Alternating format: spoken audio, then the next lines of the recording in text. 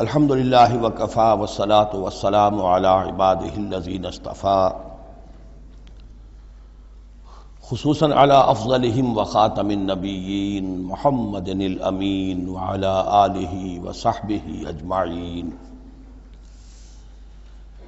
اما بعد فقد قال اللہ تبارک وتعالی کما ورد فی سورۃ النساء اعوذ باللہ من الشیطان الرجیم بسم اللہ الرحمن الرحیم یا ایھا الناس اتقوا ربکم الذی خلقکم من نفس واحدۃ وخلق منها زوجها وبث منہما رجالا کثیرا ونساء واتقوا اللہ الذی تساءلون به والارحام ان اللہ کان علیکم رقیبا صدق اللہ العظیم رب اشرح لی صدری ویسر لی امری واحلل عقدۃ من لسانی یفقہوا قولی اللہم ربنا الہمنا رشدنا واعذنا من شرور انفسنا اللہم ارنا الحق حقا وارزقنا اتباعہ وارنا الباطل باطلا وارزقنا اجتنابہ اللہم وفقنا لما تحب وترضى اللہم آنس وحشتنا فی قبورنا وارحمنا بالقرآن العظیم اللہم اجعلہ لنا اماما ونورا وہدا ورحمہ اللہم ذکرنا منہ ما نسینا وعلمنا منہ ما جہلنا وارزقنا تلاوتہ آناء اللیل وآناء النہار واجعلہ لنا حجتا یا رب العالمین آمین۔ آج ہم اللہ کا نام لے کر سورہ نساء کا ترجمہ اور مختصر تشریح شروع کر رہے ہیں۔ جیسا کہ میں آپ کو بتا چکا ہوں کہ قرآن مجید میں مکی اور مدنی صورتوں کے جو گروپ ہیں ان میں سے پہلا گروپ 5 صورتوں پر مشتمل ہے۔ مکی صورت صرف سورہ فاتحہ ہے، حجم میں بہت چھوٹی، معنی میں، مفہوم میں، عظمت میں، فضیلت میں بہت بڑی۔ اس کے بعد 4 صورتیں جو ہیں وہ مدنی ہیں، بقرہ، نساء، آل عمران اور مائدہ۔ اور یہ جو 4 صورتیں ہیں یہ دو صورتوں کے 2 جوڑوں کی شکل میں ہیں۔ سورۃ البقرہ، سورۃ آل عمران، یہ الزہراوین، خود حضور نے ان کو ایک نام دیا مشترک، اور ان میں جو مناسبتیں ہیں، مشابہت ہیں، وہ تفصیل کے ساتھ ہمارے ترجمے کے دوران سامنے آتے رہی ہیں۔ نسبت زوجیت کس اعتبار سے ہے، ایک دوسرے کی تکمیل کس پہلو سے کرتی ہیں، یہ بات بھی سامنے آئی۔ اب جو 2 صورتیں ہیں یہ سورۃ النساء اور سورۃ المائدہ، یہ جوڑے کی شکل میں ہیں۔ ان میں ایک تو بڑا کنٹراسٹ نظر یہ آئے گا کہ سابقہ 2 صورتوں میں پہلے حروف مقطعات اور دونوں میں پھر قرآن مجید اور کتب سماویہ کی عظمت کا بیان، جبکہ ان دونوں صورتوں میں کوئی تمہیدی اس طرح کی گفتگو نہیں ہے، براہ راست خطاب ہو رہا ہے۔ البتہ یہ فرق ہے وہ نسبت زوجیت کے اعتبار سے کہ سورہ نساء میں خطاب ہے یا ایھا الناس، اے لوگو، خطاب عام ہے، اور سورۃ المائدہ کا آغاز ہوتا ہے یا ایھا الذین آمنوا، وہاں خاص ہے، انسانوں میں سے جو لوگ ایمان کے دعوے دار ہوں۔ باقی جس طرح سورہ بقرہ اور سورہ آل عمران نصفین میں منقسم ہیں، اس طرح کا معاملہ ان دونوں صورتوں کا نہیں ہے۔ اپنے اسلوب کے اعتبار سے یہ دونوں صورتیں سورہ بقرہ کے نصف ثانی کے مشابہ ہیں، یعنی چند مضامین کی لڑیاں چل رہی ہیں لیکن آپس میں اس طرح بٹی ہوئی ہیں، گتھی ہوئی ہیں رسی کی طرح کہ وہ نظر آئیں گی کٹواں، ایک لڑی لال ہے، ایک پیلی ہے، ایک ہری ہے، ایک نیلی ہے، لیکن جب آپ ان کو بٹ دیتے ہیں تو ایک طرف سے دیکھیں گے تو وہ کٹا پھٹا رنگ نظر آئے گا، مسلسل لال نہیں نظر آئے گا، مسلسل پیلا، نہ نیلا نہ ہرا۔ کھول دیں گے تو معلوم ہوگا کہ وہ تو واقعتاً ایک علیحدہ لڑی ہے، ایک نیلی ہے، ایک پیلی ہے۔ تو وہاں تو میں نے سورہ بقرہ میں آپ کو بتایا تھا کہ 4 ڈوریاں ہیں، 2 کا تعلق شریعت سے، شریعت میں 2 لڑیاں ہوئیں، ایک عبادات اور ایک معاملات۔ 2 کا تعلق ہے جہاد فی سبیل اللہ سے، ایک جہاد بالمال یعنی انفاق فی سبیل اللہ، اور ایک جہاد بالنفس کی آخری شکل یعنی قتال فی سبیل اللہ. یہ چاروں کا تانا بانا سورہ بقرہ کے نصف ثانی میں تھا. یہاں سورہ نساء میں بھی آپ دیکھیں گے کہ 3 لڑیاں ہیں یہاں، اور وہ اسی طرح آپس میں گتھی ہوئی ہیں. نظر آئیں گی کٹواں، لیکن اگر آپ ان سب کو علیحدہ علیحدہ کر لیں تو وہ اپنی جگہ پر ایک علیحدہ مضمون بن جائے گا. لیکن یہاں پر جو خطاب ہے، ایک لڑی تو وہ ہے کہ جس میں خطاب ہے اہل ایمان سے، اور وہ اسی طریقے سے جیسے سورہ بقرہ میں وہی 4 چیزیں اس میں آئیں گی: قتال، انفاق اور احکام شریعت، عبادات. لیکن دوسرا خطاب ہے اس میں اہل کتاب سے. اس میں یہ کہ نصارہ اور یہود دونوں گڈمڈ ہیں، ملے جلے ہیں. اب اہل کتاب کا معاملہ ہے. پہلی 2 صورتوں میں علیحدہ علیحدہ مسئلہ چل رہا تھا. تیسرے سب سے بڑا حصہ اس سورہ مبارکہ کا وہ ہے جو منافقین سے خطاب پر مشتمل ہے. لیکن وہ اکثر و بیشتر لوگ وہاں بات سمجھ نہیں پاتے، اس لیے کہ وہاں بھی خطاب ہوتا ہے یا ایھا الذین آمنوا سے. پورے قرآن میں کہیں یا ایھا الذین نافقوا نہیں آیا. یا ایھا الکافرون بھی ہے، یا ایھا الذین کفروا بھی ہے، یا ایھا الذین آمنوا بھی ہے، یا ایھا الذین نافقوا کہیں نہیں. اس لیے کہ منافق بھی قانوناً تو مسلمان ہی ہوتے تھے. تو اصل میں یہ بڑی گہری نظر کی ضرورت ہے کہ یہ پہچانا جائے کہ یہاں یا ایھا الذین آمنوا مومنین صادقین کی طرف روح سخن ہے یا منافقین کی طرف ہے. اگر یہ فرق نہ کیا جائے تو بڑی غلط فہمی ہو جاتی ہے بعض مقامات پر. مثلا سورہ توبہ کے بعض مقامات ہیں یا ایھا الذین آمنوا ما لکم اذا قیل لکم انفروا فی سبیل اللہ اثاقلتم الی الارض. اہل ایمان تمہیں کیا ہو گیا جب تمہیں کہا جاتا ہے اللہ کی راہ میں نکلو تو تم بوجھل ہو جاتے ہو، زمین میں دھنسے جاتے ہو. تو اس سے ایک عام سوء ظن پیدا ہو سکتا ہے کہ شاید یہ عام مسلمانوں کا مسئلہ تھا. یہ عام مسلمانوں کا مسئلہ نہیں تھا، یہ منافقین کا مسئلہ تھا. روح سخن وہاں منافقین کی طرف ہے. مومنین صادقین تو ہر وقت اس کے لیے آمادہ رہتے تھے کھلے دل کے ساتھ کہ واپس نہیں پھیرا کوئی فرمان جنوں کا، تنہا نہیں لوٹی کبھی آواز جرس کی. وہ تو تیار ہر وقت تھا. تو اصل میں یہ دیکھنا ہوتا ہے کہ کس آیت میں رخ کس کی طرف ہے. اس اعتبار سے یہ سورہ مبارک کا اہم ترین ہے. لیکن سورہ بقرہ میں تو پورے میں لفظ نفاق آیا ہی نہیں. یہ حکمت خداوندی ہے کہ اس مرض کو پہلے چھپا کے رکھا ہے کہ علامات تو بیان کر دی کہ یہ بیماری ہے، تاکہ جو بھی متنبع ہو جائے وہ اپنے علاج کی طرف متوجہ ہو جائے. لیکن یہ کہ جو لوگ نہیں متوجہ ہوئے، معلوم ہوا کہ اب ان کو تھوڑا سا نمایاں کرنا ضروری ہے، بات قریاں کر کے کرنی پڑے گی. تو سورہ آل عمران میں 1-2 جگہ نفاق کا لفظ آ گیا. لیکن یہاں اب جو سب سے بڑا مضمون ہے سورہ بقرہ میں وہ منافقین کا ہے. یوں سمجھیے کہ 176 جو اس کی آیات ہیں، اس میں سے 55 آیتیں ہیں کہ جن کا جو میرا تجزیہ ہے روح سخن ہے مومنین صادقین کی طرف. صرف 37 آیات ہیں کہ جن میں خطاب ہے اہل کتاب سے، یہود اور نصارہ سے مشترک طور پر، اور 84 آیات ہیں جن میں خطاب منافقین سے. لیکن وہی بات جو میں نے عرض کی کہ جہاں بھی ان سے بات ہوگی یا ایھا الذین آمنوا کے حوالے سے ہوگی، اس لیے کہ ایمان کے دعوے دار تو وہ بھی تھے. منافق تو وہی ہوتا ہے کہ جو دعویٰ کرتا ہے ایمان کا، چاہے وہ شعوری طور پر منافق ہو چاہے غیر شعوری طور پر منافق ہو، لیکن یہ کہ دعویٰ ایمان تو اس میں موجود ہوگا.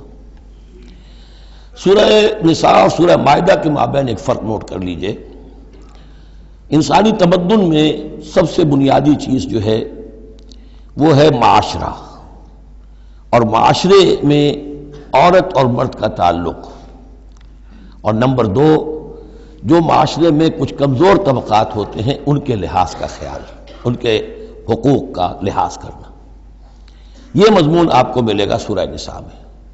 آئلی قوانین تفصیل سے آ چکے سورہ بقرہ میں.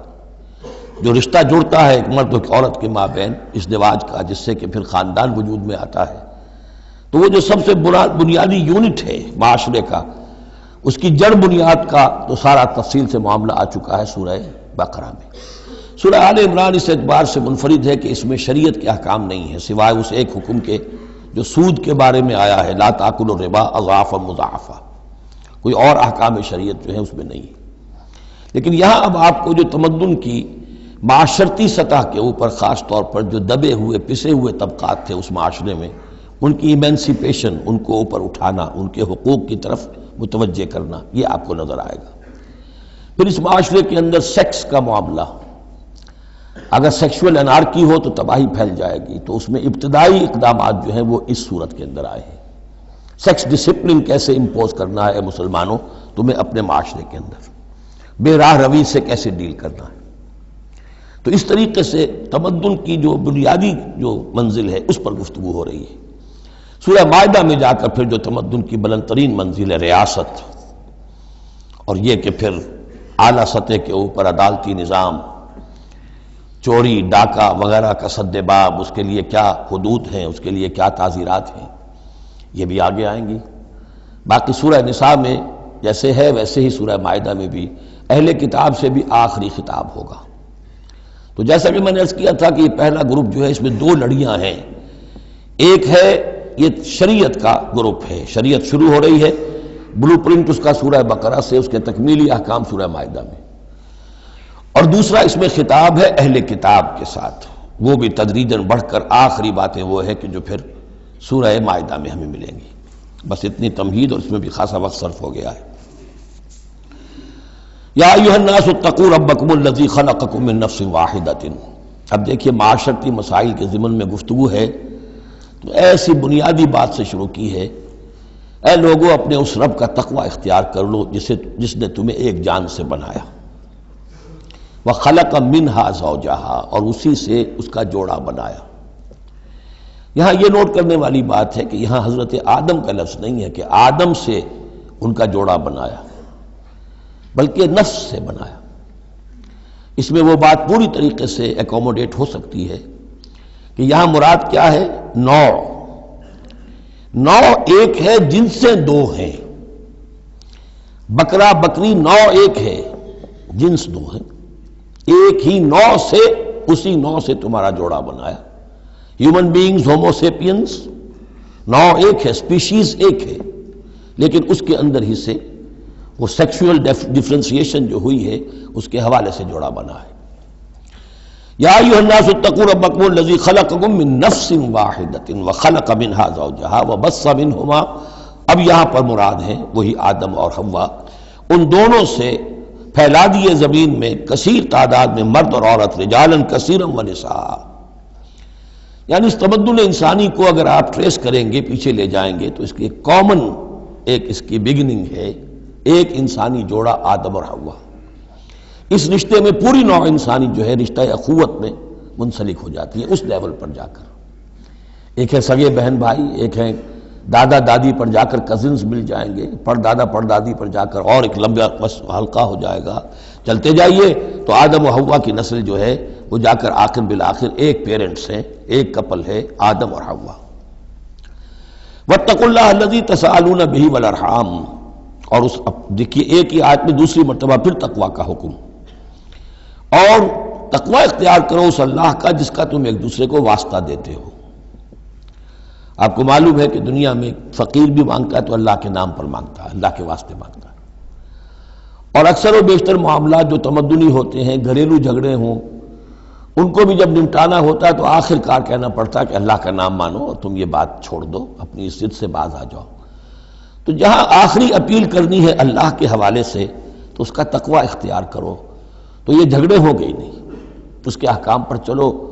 اس نے سوسائٹی کے مختلف طبقات کے حقوق معین کر دیے، مرد کے حقوق، عورت کے حقوق، رب المال کے حقوق، عامل کے حقوق، مضاربت ہے تو ایک وہ ہے کہ جس کا سرمایہ ہے اور ایک وہ ہے کہ جو کام کر رہا ہے، دونوں کے کیا حقوق ہیں، کیا اختیارات ہیں۔ اگر ان کی پیروی کی جائے، ان کی پابندی کی جائے تو جھگڑا نہیں ہوگا۔ والارحام، اور رحمی رشتوں کا لحاظ رکھو۔ یہ وہ رحمی رشتہ ہے جیسا کہ میں نے بتایا، والدہ پر جا کر بہن بھائی ایک ہو گئے، دادی پر جا کر ایک اور بڑی تعداد میں ایک ہو گئے، یہ رحمی رشتے ہیں۔ لیکن انہی رحمی رشتوں کو پھیلاتے چلے جائیے تو کل بنی آدم، اور جتنی بھی بنات حوا ہیں وہ سب ایک ہی نسل سے، ایک ہی باپ اور ایک ہی ماں کی اولاد ہیں۔ ان اللہ کان علیکم رقیبا، یقیناً اللہ تعالیٰ تم پر نگران ہے۔ یہ تقویٰ کی روح ہے۔ اگر یہ خیال رہے کہ میں کسی کی نگاہ میں ہوں، کوئی مجھے دیکھ رہا ہے، میرا ہر عمل اس کی نگاہ میں ہے، چھپا ہوا نہیں ہے، چاہے میں نے سب دروازے بند کر دیے، کھڑکیاں بند کر دیں اور پردے لگا دیے، سب کچھ ہو گیا، لیکن ایک آنکھ سے میں نہیں چھپ سکتا۔ ان اللہ کان علیکم رقیبا، اگر یہ مستحضر رہے تو پھر تقویٰ ہوگا، پھر اللہ کے حکم کی پابندی کی جائے گی۔ اب دیکھیے یہ حکمت نبوت ہے صلی اللہ علیہ وسلم، اس آیت کو حضور نے خطبہ نکاح میں شامل کیا، کیونکہ نکاح کا موقع کیا ہوتا ہے کہ ایک مرد ایک عورت کے درمیان پھر وہی رشتہ ازدواج قائم ہو رہا ہے، آدم کا ایک بیٹا، حوا کی ایک بیٹی، پھر اسی رشتے میں منسلک ہو رہے ہیں جس میں کہ آدم اور حوا تھے، جس طرح ان سے نسل پھیلی ہے اب ان سے آگے نسل بڑھے گی۔ لیکن یہ کہ اس پورے معاشرتی معاملے میں، خاندانی معاملات میں، عائلی معاملات میں، جیسے سورہ بقرہ میں ہم نے دیکھا کتنی مرتبہ واتقوا اللہ واتقوا اللہ واتقوا اللہ، تقویٰ نہیں ہوگا تو پھر خالی قانون جو ہے اس کے اندر وہ تاثیر نہیں ہوا کرتی۔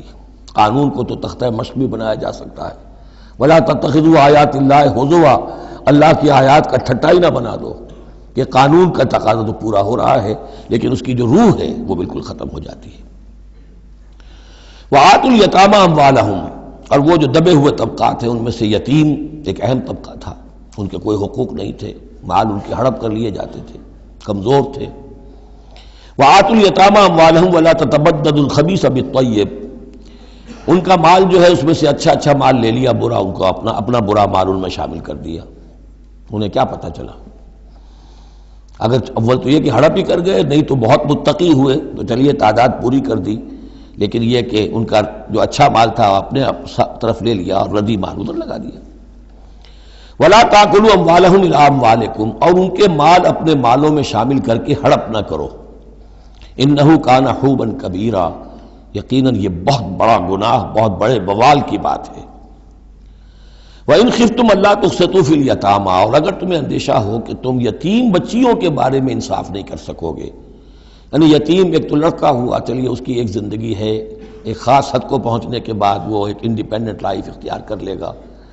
یتیم لڑکی کا معاملہ یہ ہوتا تھا کہ وہ یہ کہ کوئی ولی ہے، اس سے انہیں نکاح بھی کر لیا لڑکی سے تاکہ اس کا مال بھی قبضے میں آ جائے، اور چونکہ یتیم ہے اس کے پیچھے اس کے حقوق کی نگہداشت کرنے والا کوئی ہے ہی نہیں۔ اگر ماں باپ ہوں تو ظاہر بات ہے کہ پھر وہ بچی کے حقوق کے بارے میں بھی تو کچھ بات کر سکیں، لہذا جس طرح چاہیں اس پر ظلم کریں، ان کا کوئی پرسان حال نہیں۔ تو اس میں خاص طور پر کہ یتیم ایک تو ہے لڑکا اور ایک لڑکی یتیم۔ وَآتُوا الْيَتَامَىٰ، اسے منکرین سنت نے، منکرین حدیث نے اس آیت کو مختلف طریقے سے وہ تعبیر کیا ہے، لیکن وہ میں یہاں اس وقت بیان نہیں کر سکتا۔ جو مفہوم میں صحیح سمجھتا ہوں، جو سلف سے چلا آ رہا ہے، جو حضرت عائشہ صدیقہ رضی اللہ تعالی عنہا سے مروی ہے، تو میں وہی بات بیان کر رہا ہوں۔ یہاں جو ہے دوسری آیت میں، یہ تیسری آیت میں، وہ یتامہ سے مراد ہیں یتیم بچیاں، یتیم خواتین۔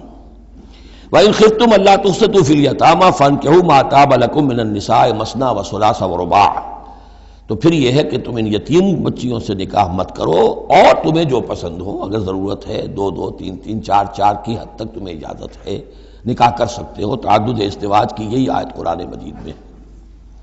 لیکن یتیم بچیوں کے تم ولی بن کر کہیں اور ان کی شادی کرو تاکہ ان کے حقوق کے لیے پاسبان بن کر تم کھڑے ہو سکو، ورنہ یہ کہ تم نے انہیں اپنے گھروں میں ڈال لیا تو پھر ان کے حقوق کا کون ہوگا جو باز پرس کر سکے تم سے۔ فَإِنْ خِفْتُمْ أَلَّا تَعْدِلُوا، البتہ یہ جو ہم نے آزادی دی ہے دو دو تین تین چار چار، اس کی ایک شرط ہے، اور وہ یہ کہ اگر دو شادیاں ہیں، تین ہیں، چار ہیں، تو عدل ہو۔ وَإِنْ خِفْتُمْ أَلَّا تَعْدِلُوا، اگر تم ان میں برابری نہ کر سکو، یہ اندیشہ ہو، فَوَاحِدَةً، تو پھر ایک ہی شادی کرو، ایک ہی بیوی، اس سے زائد نہیں۔ او ما ملکت ایمانکم، دوسرا کھاتا یہ ہے، یا جو تمہاری ملک یمین ہو، جو لونڈیاں ہوں، جو جنگوں میں غزوات میں جو بھی آتی تھی، وہ ایک علیحدہ معاملہ ہے، ان کی تعداد کے اوپر کوئی تعین نہیں ہے، لیکن پھر شادی ایک ہوگی۔ اگرچہ اس میں آگے چل کر بات آ جائے گی کہ اس انصاف میں قلبی رجحان اور میلان شامل نہیں ہے، جو چیز گنتی کی ہو سکتی ہے، ٹائم کتنا گزار رہے ہو، کس بیوی کے پاس کتنا، سب اس میں مساوات ہونی چاہیے۔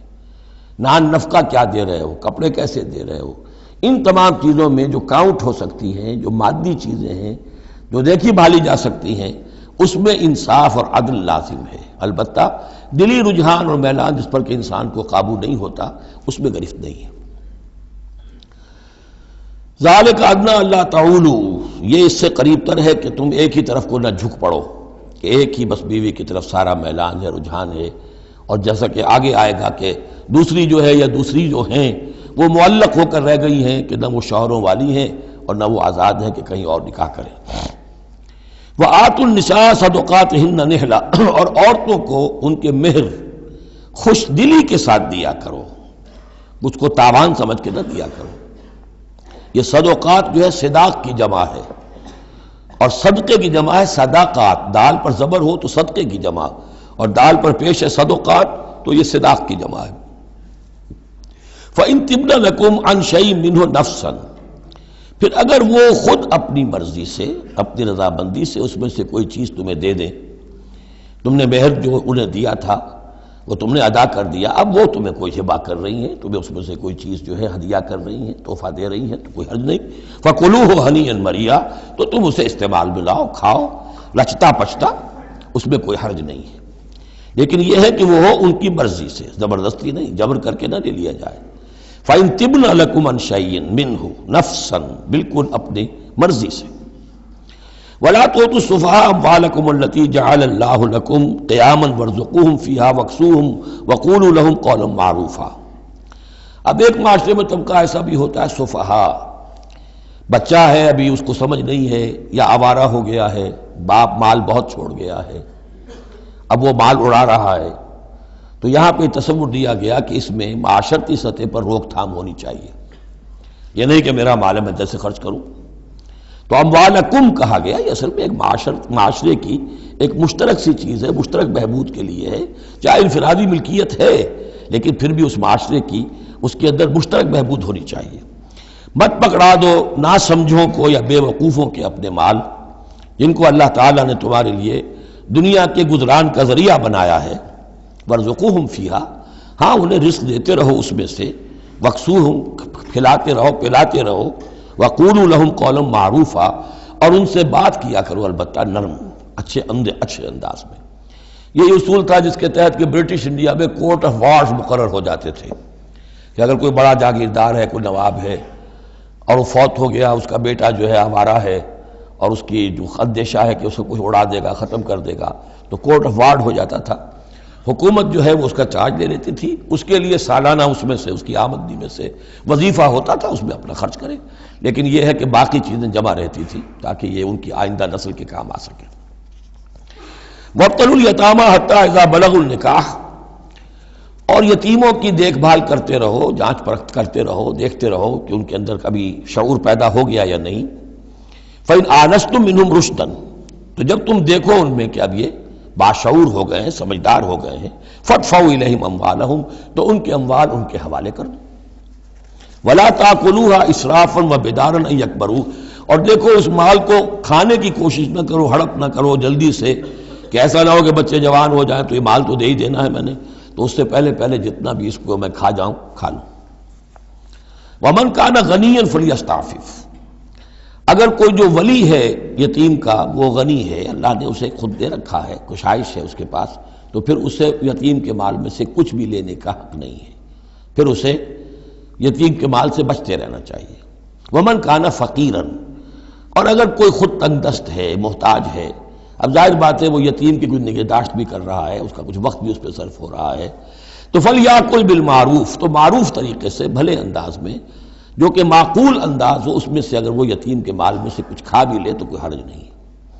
اسلام کی تعلیم بڑی فطری ہے، اس کے اندر وہ بندشیں نہیں ہیں کہ جو ان نیچرل ہوں، جن پر عمل کرنا ناممکن ہو جائے. فَإِذَا دَفَعْتُمْ إِلَيْهِمْ أَمْوَالَهُمْ، اور جب تم ان کے مال ان کے حوالے کر دو، فَأَشْهِدُوا عَلَيْهِمْ، تو گواہ بنا لو کہ یہ چیزیں تھیں جو آج کی تاریخ میں میری تحویل میں تھی، آج تک میں نے ان کے حوالے کر دی. وَكَفَىٰ بِاللَّهِ حَسِيبًا، باقی اللہ تعالیٰ کافی ہے حساب لینے کے لیے. یہ دنیا کا معاملہ ہے، اس کے لیے لکھت پڑھت شہادت، باقی اصل حساب تو تمہیں اللہ کے ہاں جا کے دینا ہے. للرجال نصیب مما ترک الوالدان والاقربون، مردوں کے لیے بھی حصہ ہے اس میں سے کہ جو ترکہ چھوڑا ہو، جو وراثت چھوڑی ہو والدین نے اور رشتہ داروں نے. وللنساء نصیب مما ترک الوالدان والاقربون، اور عورتوں کا بھی حصہ ہے اس میں سے جو والدین کی وراثت ہے جو انہوں نے ترک کیا ہے ان کا ترکہ ہے، اور رشتہ داروں کا۔ یہاں پہلی مرتبہ اب عورت کو وراثت کا حق دیا جا رہا ہے، ورنہ عرب کے معاشرے میں عورت کا کوئی حق وراثت نہیں تھا۔ یہاں پہ فرمایا گیا کہ مما قل منہ او کثر، چاہے وہ وراثت تھوڑی ہو چاہے زیادہ ہو، قانون جو ہے اللہ کا اس کو اس کے اوپر پوری طور سے نافذ ہونا چاہیے۔ نصیبا مفروضہ، اور یہ حصہ ہے اللہ کی طرف سے فرض کیا گیا۔ اب میں آپ کو نوٹ کراؤں گا کتنی مرتبہ یہ تاکید ہو رہی ہے اس قانون وراثت کی، اور آپ اگر ساتھ ہی دیکھتے رہیں کہ کتنی دھجیاں اس کی بکھرتی ہیں ہمارے معاشرے کے اندر، کوئی اس کا لحاظ نہیں۔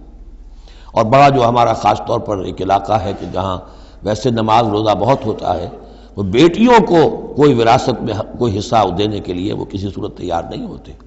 شریعت کے کچھ چیزیں جو ہیں وہ بہت اہم ہیں، اور شریعت کی یہ چیزیں جو ہیں کس قدر تاکید کے ساتھ آ رہی ہیں، یہ کہتے ہیں یہ رواج کے تحت ہوگا۔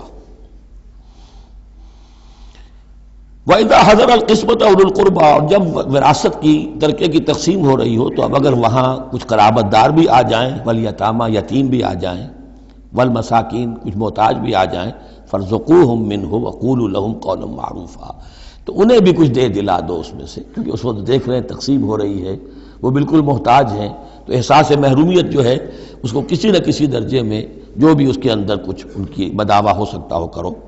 وَقُولُوا لَهُمْ قَوْلًا مَعْرُوفًا، ان سے بات کرو تو بڑے اچھے انداز میں، جھڑکو نہیں کہ ہماری وراثت تقسیم ہو رہی تم کون آ گئے یہاں پہ۔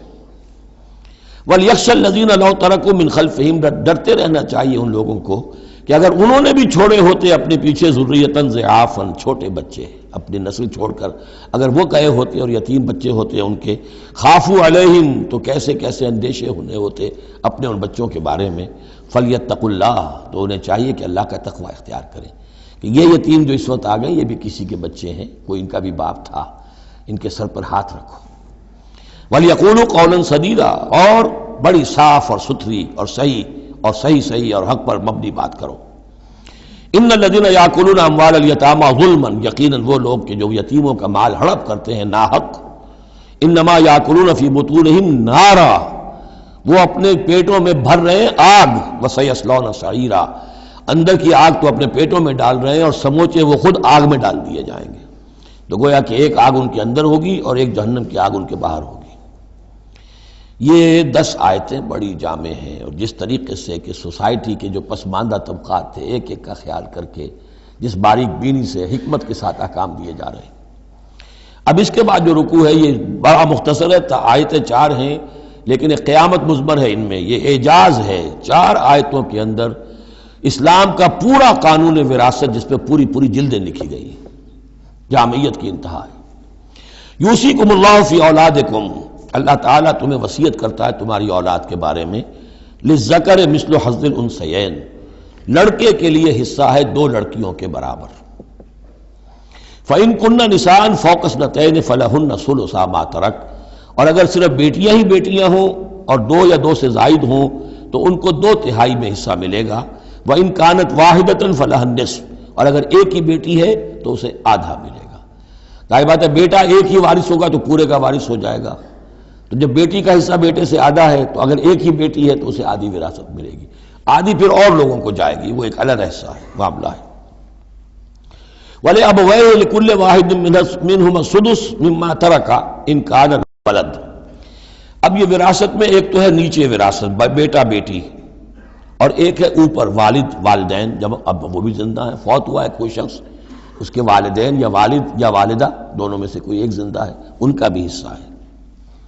وَلِأَبْوَيْهِ لِكُلِّ وَاحِدٍ مِّنْهُمَا، اس کے والدین کے لیے ہر ایک کے لیے ان میں سے چھٹا حصہ ہے اس کے ترکے میں سے، مما ترک ان کان لہو ولد، اگر اس کی اولاد ہے۔ ایک شخص لاولد مر گیا ہے تو اور بات ہوگی، اولاد ہے تو چھٹا یعنی 1/3 حصہ والدین کو چلا گیا، 2/3 جو ہے اولاد میں تقسیم ہوگا۔ فَإِن لَّمْ يَكُن لَّهُ وَلَدٌ، اور اگر اس کی اولاد ہے ہی نہیں، لاولد فوت ہو رہا ہے، وَوَرِثَهُ أَبَوَاهُ، اور اس کے وارث اس کے والدین ہی ہیں، فَلِأُمِّهِ الثُّلُثُ، تو ماں کو 1/3 اور باپ کو 2/3، وہی وہ مرد کا باپ ماں سے عورت سے دگنا ہو جائے گا۔ فَإِن كَانَ لَهُ إِخْوَةٌ، اور اگر اس کے بہن بھائی ہو فلأمہ السدس من بعد وصیۃ یوصی بہا او دین، تو پھر ماں کا حصہ جو ہے وہ پھر اور کم ہو جائے گا، چھٹا حصہ رہ جائے گا سلس کی بجائے، تاکہ باپ کی طرف سے تو پھر بھائیوں کو وراثت جا سکے گی اس کے، لیکن ساتھ فرما دیا من بعد وصیۃ یوصی بہا او دین، وراثت کی تقسیم سے پہلے دو کام کر لینے ہوں گے کہ اگر کوئی وصیت کی ہے اس وصیت کو پورا کیا جائے، اگر کوئی دین ہے جو فوت ہوا ہے اس پر کوئی قرض ہے وہ ادا کیا جائے، پھر جو ہے وراثت ادا ہوگی۔ من بعد وصیۃ یوصی بہا او دین، آباؤکم و ابناؤکم لا تدرون ایہم اقرب لکم نفعا، تمہارے باپ یا تمہارے بیٹے تم نہیں جانتے کہ ان میں سے کون تمہارے لیے زیادہ نافع ہے، زیادہ قریب ہے نفع کے اعتبار سے۔ فریضۃ من اللہ، یہ تم اپنی عقلوں کو چھوڑو، اللہ کی طرف سے یہ فرض ہے۔ فریضۃ من اللہ، یعنی آدمی سمجھے میرے بوڑھے والدین ہیں، خام خواہ ان کے لیے حصہ کائے کو رکھ دیا ہے، کھا پی چکے، زندگی گزار چکے، وراثت تو ملنی چاہیے اولاد کو، بیٹا بیٹی کو، نہیں، اللہ کا حکم مانو۔ آباؤکم و ابناؤکم لا تدرون ایہم اقرب لکم نفعا فریضۃ من اللہ ان اللہ کان علیما حکیما، یقیناً اللہ تعالیٰ علیم اور حکیم ہے، اس کا کوئی حکم علم اور حکمت سے خالی نہیں۔ وَلَكُمْ نِصْفُ مَا تَرَكَ أَزْوَاجُكُمْ إِن لَّمْ يَكُن لَّهُنَّ وَلَدٌ، اور تمہارا حصہ تمہاری بیویوں کے ترکے میں سے آدھا ہے اگر ان کے کوئی اولاد نہ ہو، بیوی فوت ہو رہی ہے اور اس کے کوئی اولاد نہیں ہے تو جو کچھ چھوڑ رہی ہے اس میں سے نصف جو ہے شوہر کا ہو جائے گا، باقی نصف جو ہے وہ بیوی کے بھائیوں وغیرہ کو جائے گا، لیکن شوہر کا نصف ہو گیا۔ فَإِن كَانَ لَهُنَّ وَلَدٌ، اور اگر اس کے اولاد ہے فَلَكُمُ الرُّبُعُ مِمَّا تَرَكْنَا، پھر تمہارے لیے چوتھائی حصہ ہوگا اس میں یہ جو اس نے چھوڑا ہے، باقی تین چوتھائی اس کی اولاد میں تقسیم ہو جائے گا۔ من بعد وصیۃ یوصین بہا او دین، اور یہ بھی ہوگا وصیت کی ایگزیکیوشن کے بعد، اور اگر کوئی قرض ہے تو اس کی ادائیگی کے بعد۔ وَلَهُنَّ الرُّبُعُ مِمَّا تَرَكْتُمْ، اور جو کچھ تم چھوڑو، مرد شوہر فوت ہو گیا ہے تو اس کی وراثت میں سے بیویوں کا حصہ ہے چوتھا۔ ان لم یکن لکم ولد، اگر تمہارے کو اولاد نہیں ہے۔ فَإِن كَانَ لَكُمْ وَلَدٌ، اور اگر تمہارے اولاد ہے فَلَهُنَّ الثُّمُنُ مِمَّا تَرَكْتُمْ مِن بَعْدِ وَصِيَّةٍ تُوصُونَ بِهَا أَوْ دَيْنٍ، تو پھر تو ان کے لیے آٹھواں حصہ ہے۔ اگر تمہارے لیے اولاد ہے تو تمہاری بیوی کے لیے پھر آٹھواں حصہ ہے تمہارے ترکے میں سے، من بعد وصیۃ توصون بہا او دین، اس وصیت کو تکمیل کے بعد جو تم نے کی ہو یا قرض جو تمہارے ذمہ ہو ادا کرنے کے بعد۔ وَإِن كَانَ رَجُلٌ يُورَثُ كَلَالَةً، اور اگر کوئی شخص جس کی وراثت جو ہے تقسیم ہو رہی ہے کلالہ تھا، او امراتن، یا کوئی عورت بھی کلالہ ہو سکتی ہے۔ یہ کلالہ کون ہوتی ہے؟ جس کے نہ تو والدین ہو نہ اولاد ہو، میت ہے، فوت شدہ مرد ہے یا عورت ہے، تو جو نہ تو ہے اوپر والدین میں سے کوئی اور نہ کوئی اولاد میں سے، وہ اس کو کلالہ کہتے ہیں۔ بہن بھائی ہیں، اب بہن بھائیوں میں جو تقسیم ہوگی وہ ایک تقسیم تو وہی ہے کہ جو حقیقی اور عینی اور اللاتی بہن بھائیوں میں ہوتی ہے، وہ تو ہے اسی طرح جیسے کہ اولاد کی ہے، لیکن یہاں خاص حکم دیا جا رہا ہے۔ عربوں میں اصل میں تین قسم کے بہن بھائی ہوتے تھے۔ ایک عینی وہ ہے، باپ بھی وہی ہے مشترک، ماں بھی وہی ہے، جنہیں ہم حقیقی کہتے ہیں، ہمارے ہاں حقیقی بھائی، حقیقی بہن، یعنی والدین دونوں مشترک ہیں۔ اللاتی کہ باپ ایک ہے اور مائیں جدا ہیں، لیکن عرب میں ان میں کوئی فرق نہیں تھا، وہ بھی حقیقی کہلاتے تھے۔ حکم جو ہے معاشرے کے اندر ان کے عینی اور اللاتی بہن بھائیوں کا ایک ہی تھا، کوئی فرق نہیں تھا۔ ان کے ہاں سوتیلا وہ کہلاتا تھا کہ ماں ایک ہو باپ اور ہوں۔ ایک شخص کی اولاد تھی، وہ فوت ہو گیا، اب اس کی بیوی نے دوسری شادی کر لی ہے، اب اس سے بھی اولاد ہے، تو ماں تو ایک ہے، اولاد دو ہیں، دو باپ سے ہیں، وہ کہلاتے ہیں کہ جو اخیافی ہیں۔ ان کا حکم دے رہا ہے کہ اگر کوئی شخص مرا ہے وہ کلالہ ہے، چاہے وہ مرد ہے یا عورت ہے، وَلَهُ أَخٌ أَوْ أُخْتٌ، اس کی ایک بہن ہے یا ایک بھائی ہے، فَلِكُلِّ وَاحِدٍ مِّنْهُمَا السُّدُسُ، تو ان میں سے ہر ایک کے لیے چھٹا حصہ ہے۔ فَإِن كَانُوا أَكْثَرَ مِن ذَلِكَ، اور اگر وہ اس سے زیادہ ہیں، فَهُمْ شُرَكَاءُ فِي الثُّلُثِ، پھر وہ ایک تہائی میں حصے دار رہیں گے، من بعد وصیۃ یوصی بہا او دین، یہی دو شرطیں پھر ہیں، اس وصیت کو ایگزیکیوٹ کرنے کے بعد جو کی گئی ہو یا قرض کی ادائیگی کے بعد، غیر مضار، اور یہ سارا کام ایسے ہونا چاہیے کہ کسی کو ضرر پہنچانے کی نیت نہ ہو۔ وصیۃ من اللہ، یہ اللہ کی طرف سے تاکید ہے. واللہ علیم حلیم، اللہ تعالیٰ سب کچھ جاننے والا، کمال حلم والا ہے. اس کے حلم پر دھوکہ نہ کھاؤ کہ وہ تمہیں پکڑ نہیں رہا ہے. اس کی پکڑ جب آئے گی تو ان بطش ربک لشدید، پھر اس کی پکڑ بڑی سخت ہوگی. تلک حدود اللہ، یہ اللہ کے حدود ہیں. ومن یطع اللہ ورسولہ یدخلہ جنات تجری من تحتہا الانہار، جو اللہ اور اس کے رسول کی اطاعت کرے گا وہ داخل کرے گا انہیں ان باغات میں جن کے دامن میں ندیاں بہتی ہوں گی، خالدین فیہا، جس میں وہ ہمیشہ ہمیشہ رہیں گے. وذالک الفوز العظیم، اور یقیناً یہ بہت بڑی کامیابی ہے. ومن یعص اللہ ورسولہ ویتعدی حدودہ، اور جو کوئی نافرمانی کرے اللہ اور اس کے رسول کی اور تجاوز کرے اس کی حدود سے، یدخلہ نارا خالدا فیہا، اس کو وہ داخل کرے گا آگ میں جس میں وہ ہمیشہ ہمیشہ رہیں گے. وَلَهُ عذاب مہین، اور ان کے لیے عذاب مہین ہوگا، اہانت آمیز عذاب. اب جب میں نے عرض کیا تھا سیکس ڈسپلن، اسلامی معاشرے کی اب تطہیر شروع ہو رہی ہے. مکے میں تو ظاہر بات ہے مسلمان جب تک تھے تو غلبہ وہاں کفار کا تھا. اب یہاں مدینے میں اللہ نے مسلمانوں کو وہ حیثیت دی ہے کہ اپنے معاملات کو سنوارنا شروع کریں، تو ایک ایک کر کے ان معاشرتی چیزوں کو اور ان سوشل پرابلمز کو ڈیل کیا جا رہا ہے. اب اگر کوئی سیکشول انارکی ہے، کوئی بدکاری معاشرے میں ہے، کیا کیا جائے، کیسے روک تھام ہو، اس کے ابتدائی احکام یہ آ رہے ہیں. اس کے تکمیلی احکام جو ہے وہ سورہ نور میں آئیں گے چل کر، یہ تدریجاً. یہ سورہ نساء، پھر ہے سورہ نور احزاب، پھر ہے سورہ نور، اور پھر ہے سورہ مائدہ. اب اللہ تعالیٰ کی حکمت یہ ہوئی کہ سورہ نور اور سورہ احزاب کو کافی دور آگے رکھا ہے مصحف میں، اور یہاں پر سورہ نساء کے بعد سورہ مائدہ آ گئی ہے. ورنہ سورہ نساء، پھر سورہ احزاب، پھر سورہ نور، اور پھر سورہ مائدہ ہے. ترتیب یہ ہے. باقی اور بھی مدنی صورتیں درمیان میں ہیں، لیکن یہ چار بڑی بڑی صورتیں جو ہیں جن میں معاشرتی مسائل جو ہیں وہ تفصیل سے آئے ہیں، ان کی ترتیب یہ ہے. واللاتی یاتین الفاحشۃ من نسائکم، اور وہ عورتیں تمہاری عورتوں میں سے جو کوئی کسی بے حیائی کا ارتکاب کریں، فاستشہدوا علیہن اربعۃ منکم، تو پھر گواہ بناؤ، گواہ لاؤ ان پر تم میں سے چار. اگر وہ گواہی دیں، فإن شہدوا، اگر گواہی دیں کہ ہاں اس عورت نے بدکاری کی ہے، فامسکوہن فی البیوت، تو پھر ان عورتوں کو گھروں میں بند کر دو. حتی یتوفاہن الموت، یہاں تک کہ موت ان کو لے جائے. یتوفاہن الموت، موت ان کو لے جائے، موت ان کا قصہ پاک کرے. او یجعل اللہ لہن سبیلا، یا اللہ ان کے لیے کوئی اور راستہ نکال دے. وہ راستہ نکالنا ہے جو سزا کی پھر بعد میں نصاب آ گیا کہ اگر اس کو پھر سزا دے دی جائے، حد جاری کر دی جائے، تو پھر آزاد ہو جائے گی. لیکن ابھی ابتدائی حکم ہے. معلوم ہوتا ہے کہ یہ ایسی لڑکیوں کا یا عورتوں کا تذکرہ ہے کہ جو مسلمانوں میں سے تھیں لیکن ان کا بدکاری کا معاملہ کسی یہودی سے ہو گیا ہو یا کسی ایسے شخص سے ہو گیا ہو جو ابھی مسلمان نہیں ہے.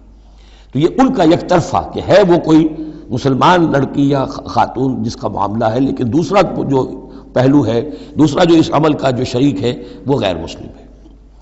واللذان یاتیانہا منکم، اور اگر وہ دونوں تمہیں میں سے ہوں، مرد بھی اور عورت بھی، فآذوہما، تو ان دونوں کو پھر اذیت دو، تکلیف دو، انہیں سزا دو. فإن تابا واصلحا، پھر اگر وہ توبہ کر لیں اور اصلاح کر لیں، فاعرضوا عنہما، تو ان کو چھوڑ دو. ان اللہ کان توابا رحیما، یقیناً اللہ تعالیٰ بہت توبہ کا قبول فرمانے والا اور رحیم ہے.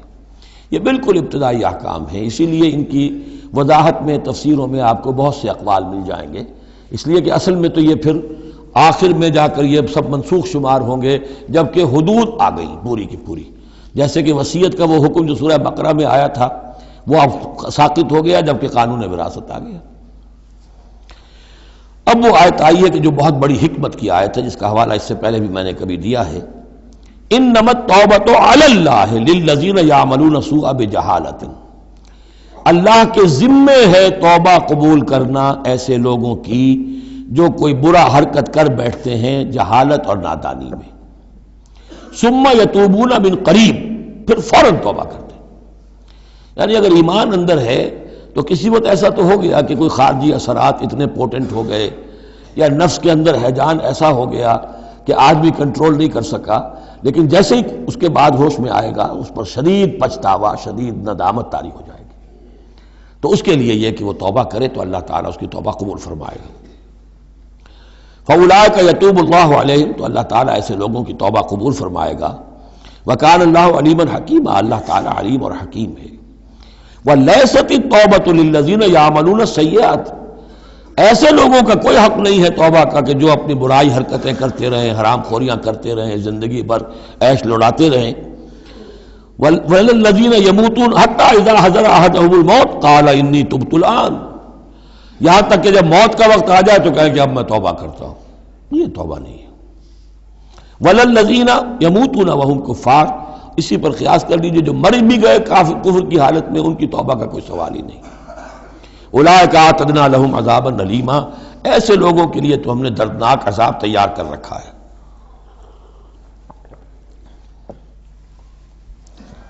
یا ایھا الذین آمنوا لا یحل لکم ان ترثوا النساء کرہا، اہل ایمان تمہارے لیے جائز نہیں ہے کہ تم عورتوں کو زبردستی وراثت میں لے لو.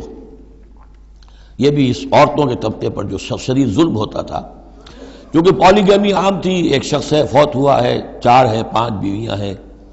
اب فرض کیجئے کہ جو بیٹا ہے بڑا جو وارث بن گیا ہے، اب باقی اس کی حقیقی ماں تو ایک ہی ہے، باقی سوتیلی مائیں وہ ان کو وراثت میں لے لیتا تھا کہ میرے قبضے میں رہیں گی یہ، بلکہ ان سے شادیاں بھی کر لیتے تھے، بغیر شادی اپنے گھروں میں ڈالے رکھتے تھے.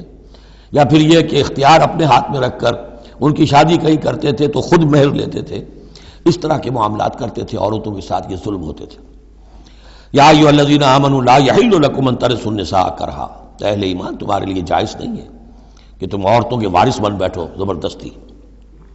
ولا تعضلوہن لتذهبوا ببعض ما آتیتموہن، اور نہ تمہارے لیے یہ جائز ہے کہ تم ان کا راستہ روک کے رکھو انہیں، تاکہ تم واپس لے لو ان سے جو کچھ کہ تم نے انہیں دیا ہے.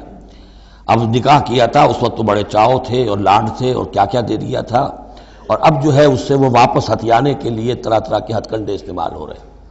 انہیں تنگ کیا جا رہا ہے، ٹارچر کیا جا رہا ہے، ذہنی طور پر تکلیف پہنچائی جا رہی.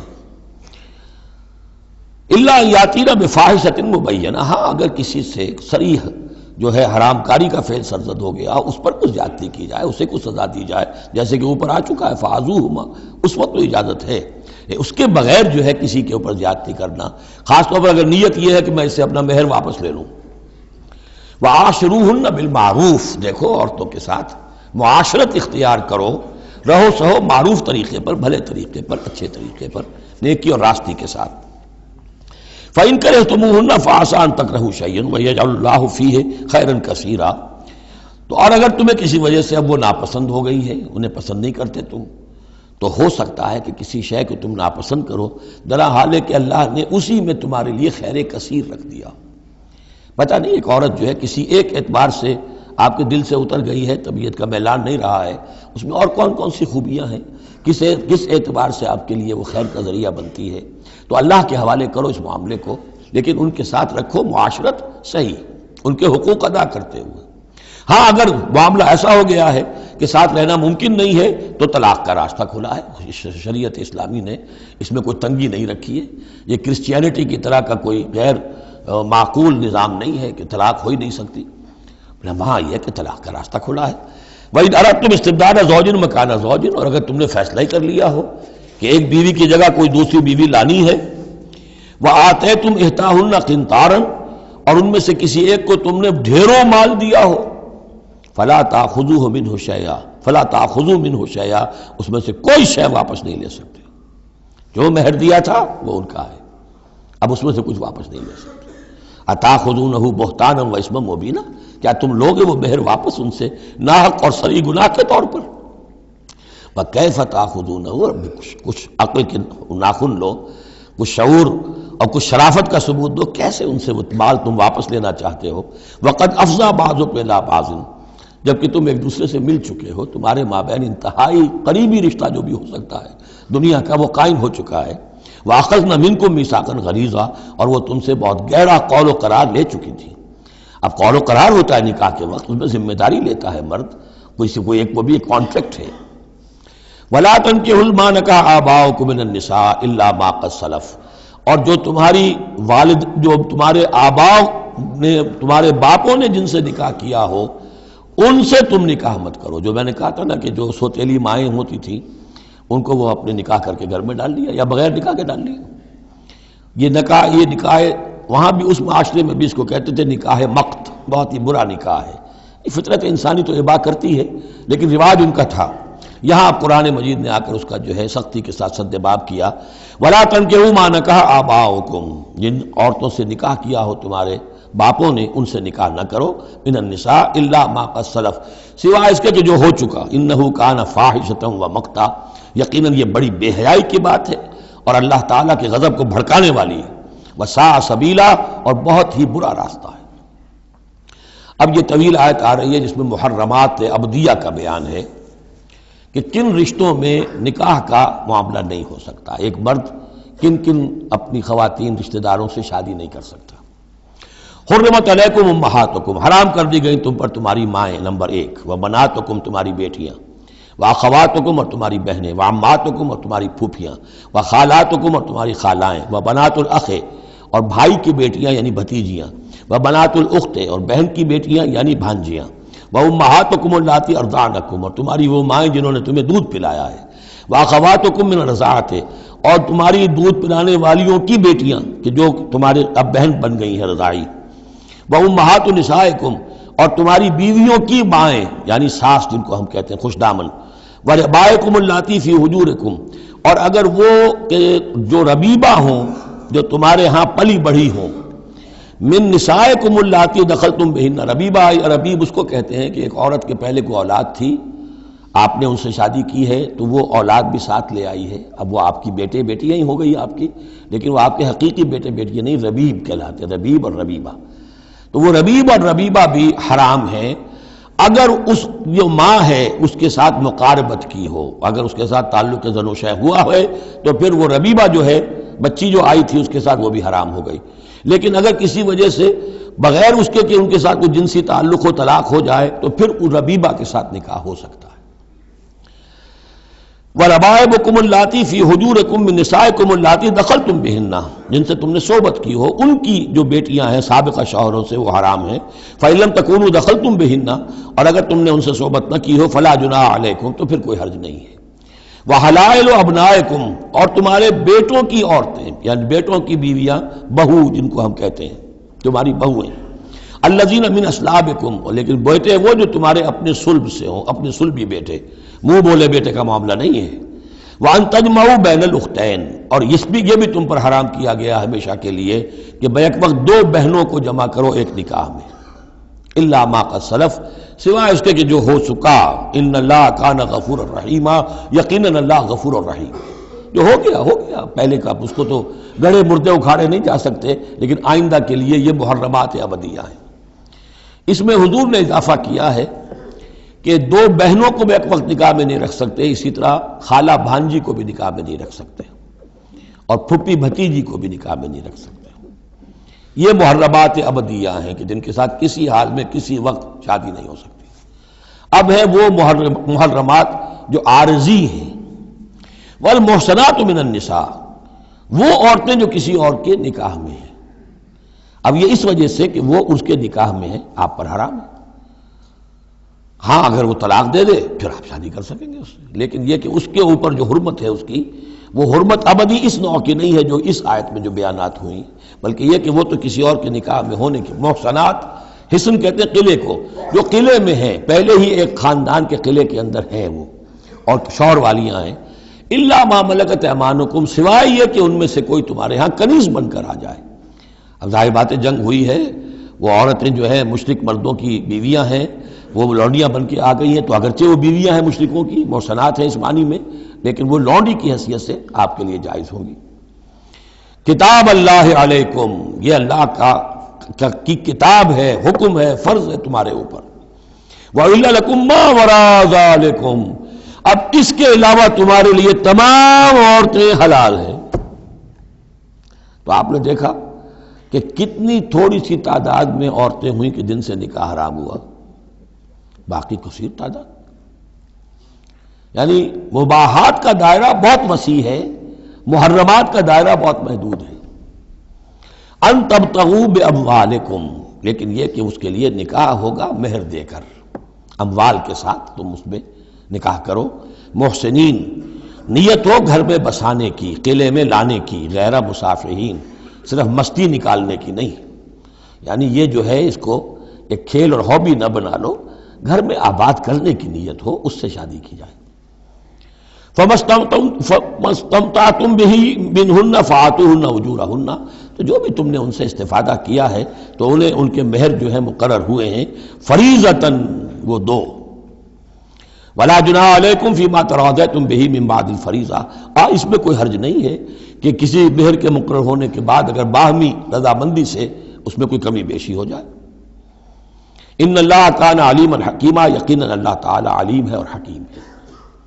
وَمَن لَّمْ يَسْتَطِعْ مِنكُمْ طَوْلًا أَن يَنكِحَ الْمُحْصَنَاتِ الْمُؤْمِنَاتِ، اور جو کوئی تم میں سے اتنی استطاعت نہ رکھتا ہو، مقدرت نہ رکھتا ہو کہ مومن محسنہ عورتوں سے شادی کر سکے۔ اب محسن دو معنی میں آتا ہے، ایک خاندانی لڑکی، شریف لڑکی، خاندانی آزاد گھرانے کی کہ اسے گھر کا قلعہ حاصل ہے، اور ایک شادی شدہ عورت کے جو ایک شوہر کے قلعے کے اندر ہے، ایک ہے خاندان کا قلعہ، خاندان کی پروٹیکشن حاصل ہے، سپورٹ حاصل ہے، تو وہ عورت جو ہے وہ محسنہ ہے۔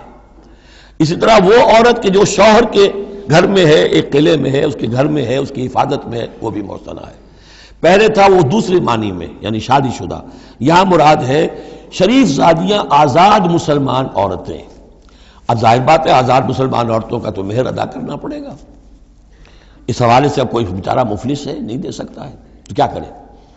وَمَن لَّمْ يَسْتَطِعْ مِنكُمْ طَوْلًا أَن يَنكِحَ الْمُحْصَنَاتِ الْمُؤْمِنَاتِ فَمِمَّا مَلَكَتْ أَيْمَانُكُمْ، تو جو لونیاں ہیں ان سے نکاح کر لو، مِن فَتَيَاتِكُمُ الْمُؤْمِنَاتِ، جو تمہاری مومن جو لونیاں ہوں، فَأَنكِحُوا وَاللَّهُ أَعْلَمُ بِإِيمَانِكُمْ، باقی یہ کہ کون مومن ہے اور نہیں ہے یہ اللہ بہتر جانتا ہے۔ مراد یہ ہے کہ جو بھی قانونی اعتبار سے مسلمان ہیں، جس کے تم ایک دوسرے کو مسلمان سمجھتے ہو، بعضکم من بعض، تم سب ایک دوسرے ہی میں سے ہو، فَأَنكِحُوهُنَّ بِإِذْنِ أَهْلِهِنَّ، تو ان سے تم نکاح کرو ان کے مالکوں کی اجازت سے۔ اب ظاہر بات ہے وہ لونڈی ہے زید کی، تو زید اس سے جنسی تعلق قائم کر سکتا ہے، لیکن یہاں اب ایک شخص اس سے اجازت لے رہا ہے کہ میں آپ کی اس لونڈی سے نکاح کرنا چاہتا ہوں۔ اگر اجازت دے دی، اب زید کا تعلق منقطع ہو جائے گا، اب وہ اس لونڈی اس کی اس اعتبار سے اس کے کام میں نہیں آ سکتی، بلکہ وہ اب منقوہ ہو جائے گی ایک مسلمان کی۔ اس لیے بے اذن اہلہن، اور اس میں پیش نظر رکھیے کہ ایک معاشرہ تھا، بالفعل یہ شکلیں تھیں، یہ نہیں کہا جا رہا یہ شکلیں پیدا کرو۔ اصل بات کیا ہے کہ جو معاشرہ تھا جس میں کہ قرآن نے اصلاح کا عمل شروع کیا ہے، تو اس میں کیا کیا صورتحال تھی، کس کس اعتبار سے اس میں بہتری پیدا کی گئی تدریجاً۔ فَانكِحُوهُنَّ بِإِذْنِ أَهْلِهِنَّ وَآتُوهُنَّ أُجُورَهُنَّ بِالْمَعْرُوفِ، انہیں بھی ان کے جو مہر ہیں تھوڑے ہوں گے، وہ دو معروف طریقے پر دو۔